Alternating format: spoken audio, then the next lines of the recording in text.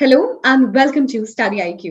मैं दिव्यांशी और आज मेरे साथ इस इंटरव्यू सेशन में जुड़े हैं बिहार से धर्मराज कुमार जी, जिन्होंने SBI जूनियर एसोसिएट 2021 और RRB क्लर्क 2021 एग्जामिनेशन को क्लियर किया है।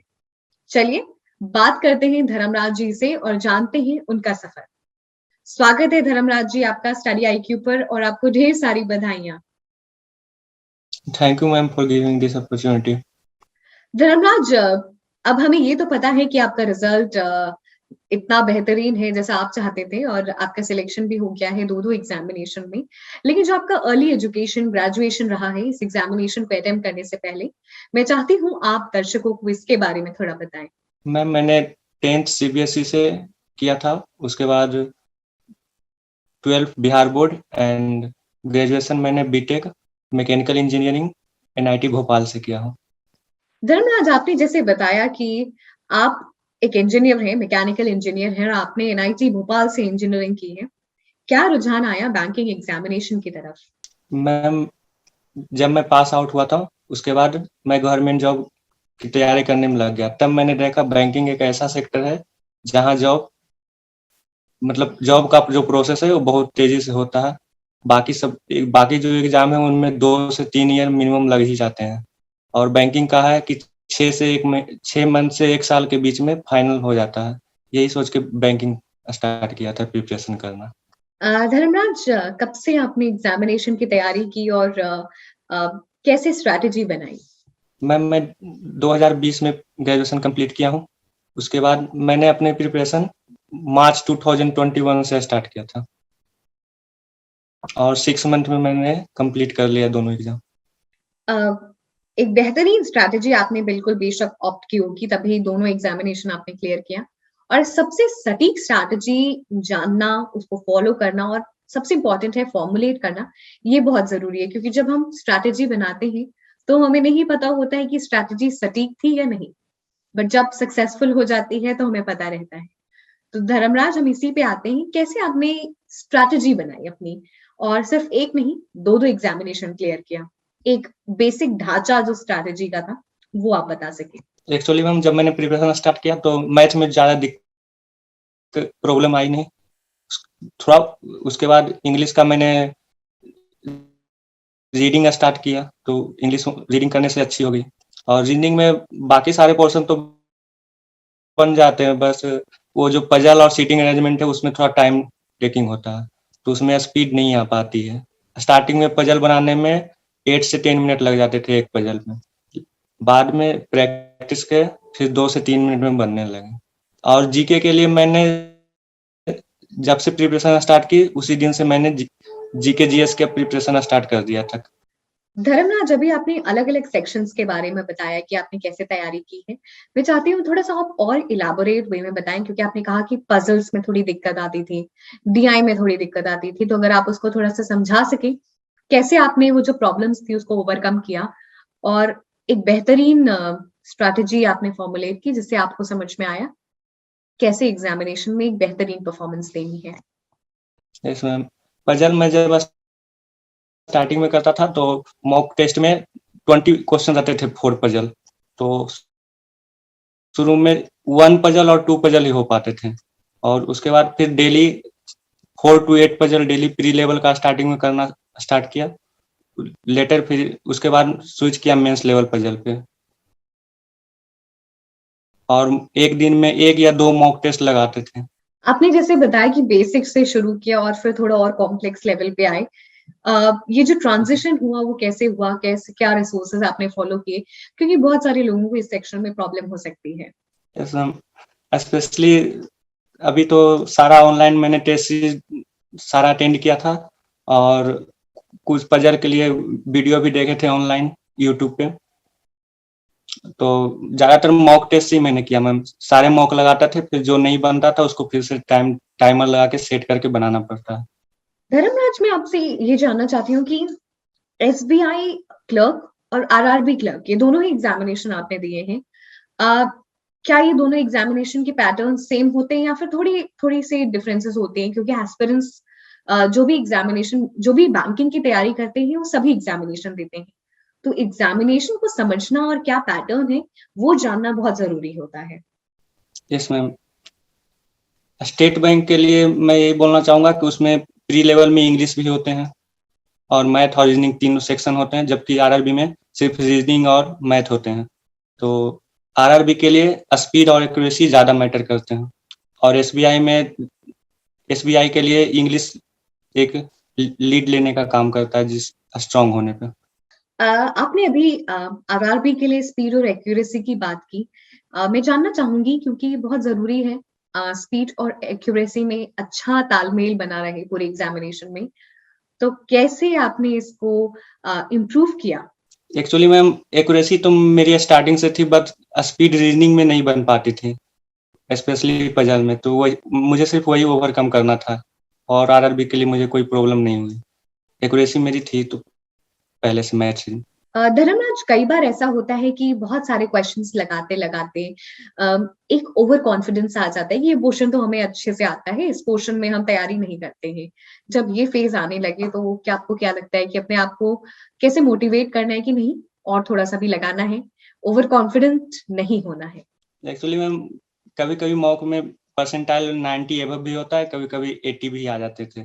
तो जब लगता था तो किसी दिन जब परसेंटाइल अच्छा होता था तो मैं उसके बाद स्टॉप कर देती थी, और जिस दिन परसेंटाइल नहीं अच्छे आ पाते थे तो मैं फिर से दिन में एक ट्राई किया, फिर इवनिंग में एक और ट्राई करता था परसेंटाइल बढ़ाने के लिए। अच्छा, मैं प्रीलिम्स और मेंस की और थोड़ी सी डिटेल में बात करूंगी। प्रीलिम्स के लिए किन खास बातों का ध्यान रखना है?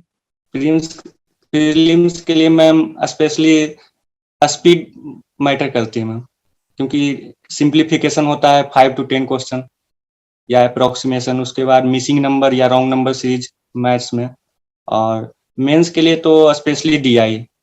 धर्मराज, ये तो आपने प्रीलिम्स की बात बता ली है, मैं मेंस की जानना चाहूंगी थोड़ा सा और डिटेल में, क्योंकि मेंस डिसाइडिंग फैक्टर होता है दोनों ही यस मैम। एग्जामिनेशन के लिए, एसबीआई और आरआरबी।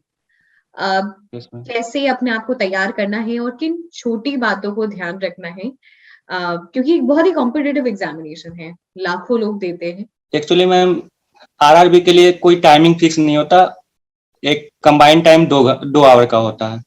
तो इसमें हम लोग को अपनी स्ट्रेटजी खुद बनानी पड़ती है कि कौन सा सेक्शन पहले अटेम्प्ट करना है, कौन सा सेक्शन बाद में अटेम्प्ट करना है। एक्चुअली मैं मेरा मैथ स्ट्रॉन्ग पोर्शन था, तो पहले मैं मैथ अटेम्प्ट करता था, और जो टाइम बचता था तो फिर रीजनिंग पे मैं अटेम्प्ट करता था। और स्टार्टिंग में मैंने फर्स्ट जीए को स्टार्टिंग में किया, उसके बाद इंग्लिश, और उसके बाद कंप्यूटर। लेटर मैं मैथ और रीजनिंग पे आया। धर्मराज, कई बार ऐसा होता है कि जैसे हमने अभी भी बात की कि बहुत ही कॉम्पिटिटिव एग्जामिनेशन है, बहुत सारे एस्पिरेंट्स इस एग्जामिनेशन को लिखते हैं। आपको क्या लगता है कहाँ चूक रह जाती है, या फिर कहाँ और मेन एरिया ऑफ फोकस होना चाहिए सभी एस्पिरेंट्स का? मैम बहुत सारे लोग ये गलती करते हैं कि जो करंट अफेयर और जीके का जो पोर्शन है वो प्रीलिम्स के बाद स्टार्ट करते हैं पढ़ाई करना। सबसे बड़ा मिस्टेक यही मैं मानता हूँ। और दूसरा कि एवरी सेक्शन को फोकस करना चाहिए, जो स्ट्रांग है उस पर थोड़ा टाइम कम देना चाहिए, और जो वीक सेक्शन है उस पर थोड़ा टाइम ज्यादा देना चाहिए। आपने बताया कि आपने 6 महीने में पूरी एग्जामिनेशन की तैयारी की है।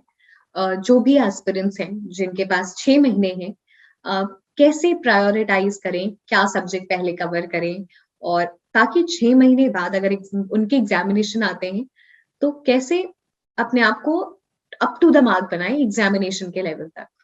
प्रत्येक स्टूडेंट का कोई पोर्शन स्ट्रांग होता है और कोई पोर्शन वीक होता है। तो जो पोर्शन स्ट्रांग है उस पर भी हमें ध्यान देना है, और जो वीक सेक्शन है उस पर भी हमें ध्यान देना है, लेकिन ज्यादा फोकस वीक सेक्शन पे करना है, और स्ट्रांग पोर्शन को भी रेगुलर बेसिस पे हम लोग को पढ़ना है, ताकि उसमें स्पीड और एक्यूरेसी बने रहे। मॉक टेस्ट का बहुत इंपॉर्टेंट रोल है, आपने कब से मॉक टेस्ट देना शुरू किया? मॉक टेस्ट तो मैं स्टार्टिंग डे से मैंने एक मॉक टेस्ट दिया, और फिर मैंने अपने आप को एनालाइज किया कि किस सेक्शन में दिक्कत है। तो स्टार्टिंग में मेरी रीजनिंग में सारे क्वेश्चन अटेम्प्ट नहीं हो पाते थे। 30 आउट ऑफ 35 मैं 15 से 20 ही कर पाता था। मैथ में तो मेरी स्टार्टिंग से ही 25 to 30 अटेम्प्ट हो जाते थे, बट रीजनिंग मेरा वीक सेक्शन था और पजल टाइम कंज्यूम कर जाता था। तो रीजनिंग में बाकी सारे पोर्शन स्टार्टिंग में करना और पजल को लास्ट में अटेम्प्ट करना है, जिनका पजल वीक है। ये तो आपने मॉक टेस्ट के बारे में बताया, और मॉक टेस्ट बेशक एक आधार होता है, आपको एक ढांचा की तरह तैयार करता है कि जब आप एग्जामिनेशन में जाएं तो कैसे आप अटेम्प्ट करें। जो डी डे यस की मैम। स्ट्रैटेजी होती है उसको क्या दिमाग में रख के जाना है, क्योंकि बहुत सारी चीजें आप पढ़े होते हैं, प्रैक्टिस किए होते हैं, लेकिन एग्जामिनेशन वाले दिन बहुत सारा प्रेशर होता है। Yes ma'am. एग्जाम के पहले नर्वस नहीं होना है, और जैसे ही एग्जाम हो जो हमारे स्ट्रॉन्ग पोर्शन है पहले उनको अटेम्प्ट करना है।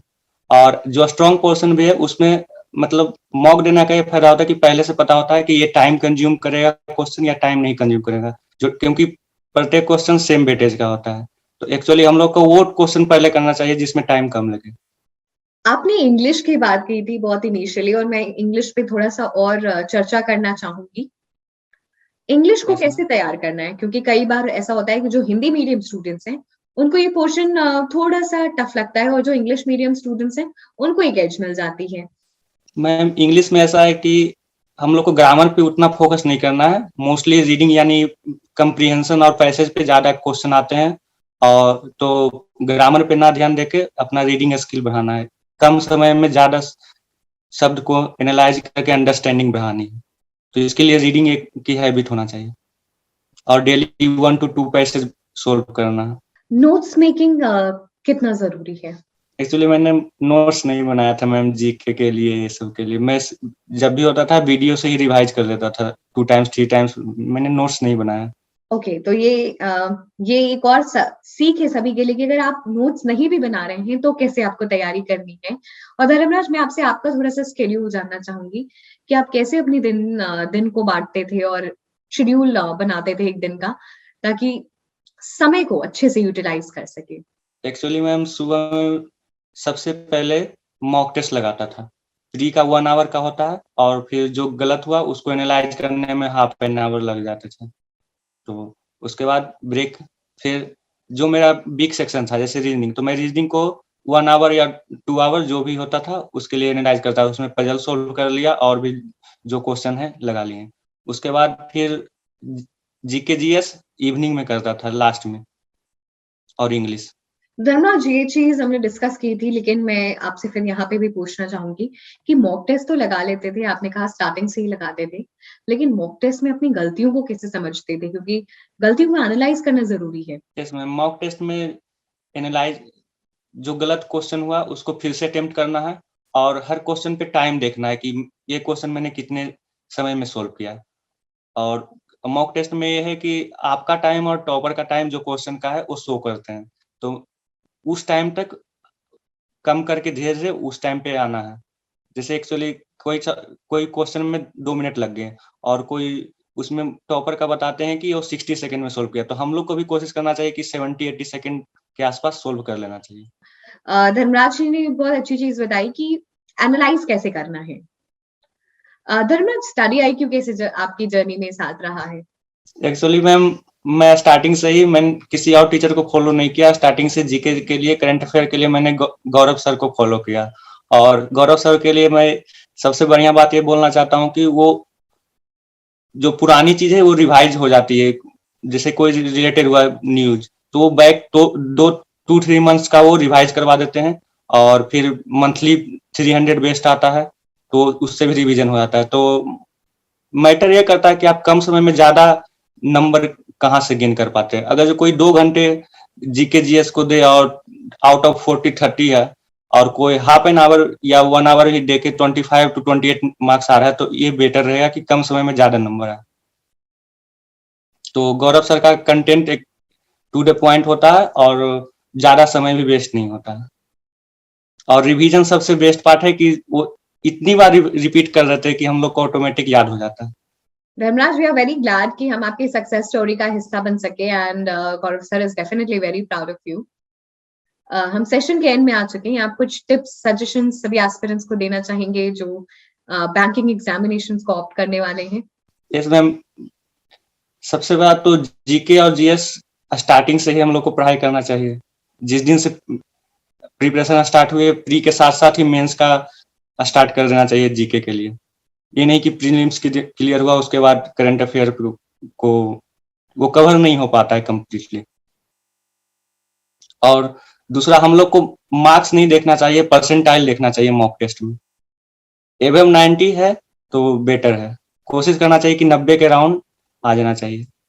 धर्मराज जी ने बहुत ही इंपॉर्टेंट सजेशंस दिए। Thank you so much for joining this session और पूरी टीम की तरफ से आपको ढेर सारी शुभकामनाएं। धन्यवाद।